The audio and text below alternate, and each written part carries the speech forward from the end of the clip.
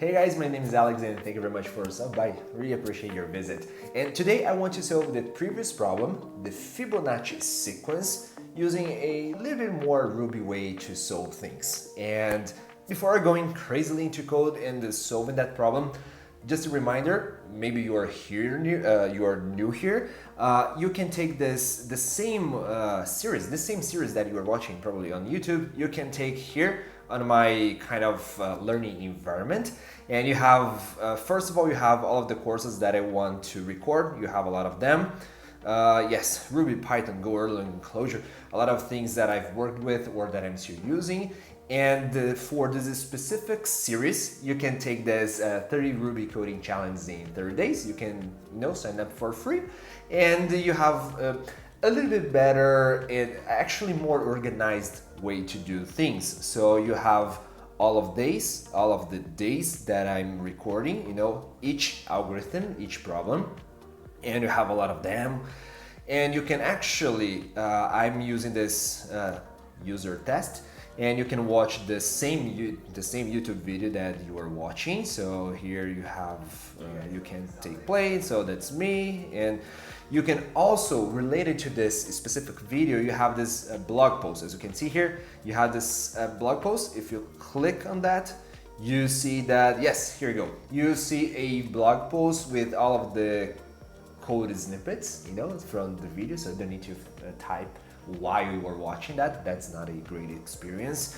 And yeah, you can sign up to my newsletter and receive weekly videos and tutorials and all of that kind of stuff. So that's it. Just a reminder if you are new here. And let me go straight to the code. Let's try to solve this problem.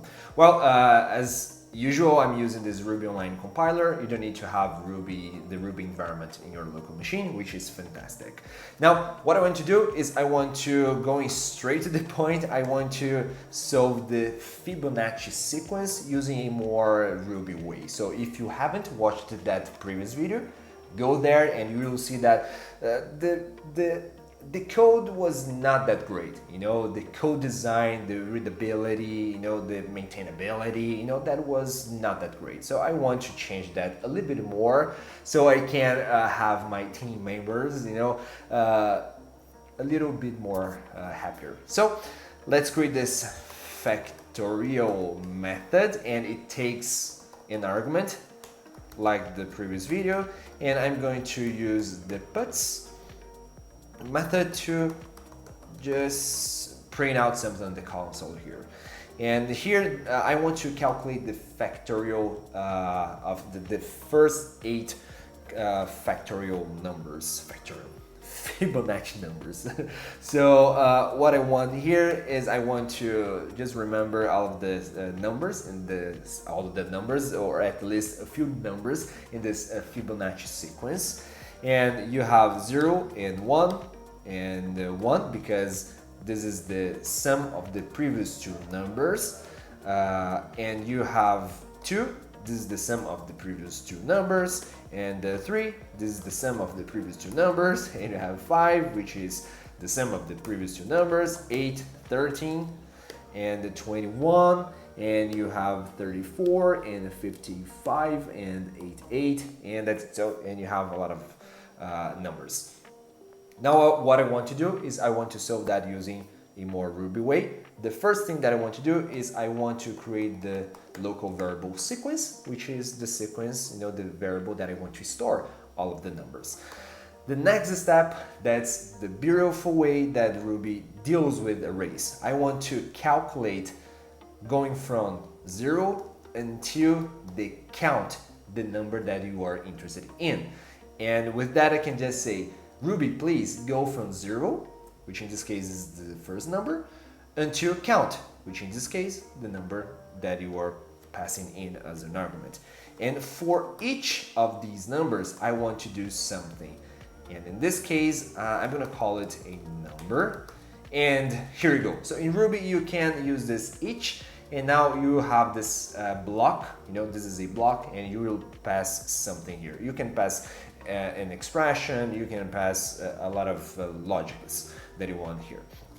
Perfect. The next step is I want to say Because the first two numbers are defined in this Fibonacci sequence. We already know that the first number is 0, the second number is 1.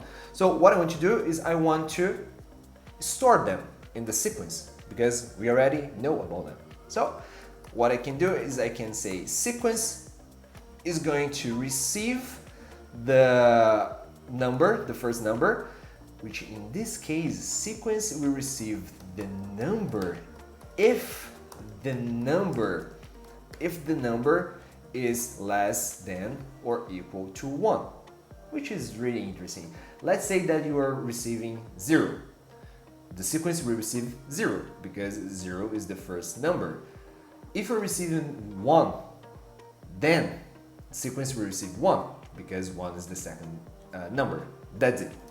Because of that, you are receiving this number. Actually, let's test it out. If I receive 0, for example, the sequence should be 0. If I receive 1, the sequence should be 0, 1. And here we go, it's working. Now, I want to calculate the sequence. Sequence will receive the number, the previous. That's an amazing way to calculate now. Again, just to have a array crash course, Ruby array crash course, I want to calculate this. Let's say that I have an array. You have this array, so I'm gonna let's comment here, and I have this array 1, 2, 3, 4, and 5. What I can do is I can just say array, and instead of taking this number here, as you can see here, you have 0, 1, 2, 3, and 4. You can print that out using the index 4, right? And yes, it's wrong. It's wrong because you have unexpected keyword and. Of course, I don't know what's happening. Let's remove this and let's see what's happening. Yes, because I completely forgot this. You have 5. Perfect. But instead of knowing all of the index, what I can do, I can just say -1, which in this case will start the array, from the end. That's amazing. So if you just execute this, you have, yes, 5. You can just say -2, which in this case should be 4. So -1, -2, -3, you can, move backwards. That's great. Perfect. So I'm going to clean this out. And the next step is I'm going to remove this and okay, perfect. Now what I can do, I can just say, hey, this sequence is going to receive this sequence -1, which means that the last number plus sequence the previous number, from the last number. So let's say that you were talking about 5. This number here is 5. Now what I want to do is I want to sum the previous two numbers, which means that I want to sum this one, which in this case is -1, and 2, which in this case is -2, because the sequence until 5 has these numbers here. That's very, very simple. That's a beautiful way to solve that in Ruby. If I have the sequence, now I'm going to remove this array because I don't need this anymore. And if I execute 8, let me check if everything is okay, just a double check. That sounds really okay. Okay, that's one more thing, I will execute this only if the number is less than or equal to 1. And you have to put some condition here because otherwise you have this being executed over and over and over for each iteration. So I want the sum of these two numbers if the sequence, the length of the sequence is greater than 1. Because now I already know that I will calculate all of the sequence after these two numbers, That's it. That's very, very simple. If I execute this, here we go. I think that it's working. Let me check if it's working. Probably it's working. So I have this sequence. Perfect. If I have maybe 9, you should print out more numbers.